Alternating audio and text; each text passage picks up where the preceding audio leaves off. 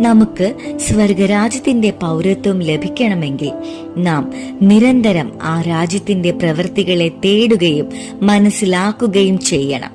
നമ്മുടെ ആഗ്രഹത്തിൽ നിന്നുമുള്ള സ്ഥിരതയോടുള്ള അന്വേഷണമാണ് ആ പൗരത്വത്തിലേക്കുള്ള ആദ്യ ചവിട്ടുപടികൾ.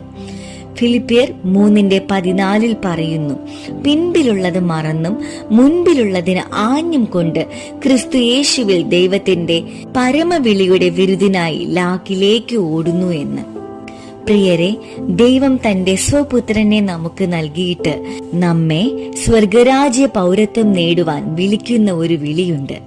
അവിടുത്തെ വിരുദു പ്രാപിക്കാൻ പലപ്പോഴും തിരക്കേറിയ ലോകത്തിൽ നാം അത് മറന്നുപോകുന്നു.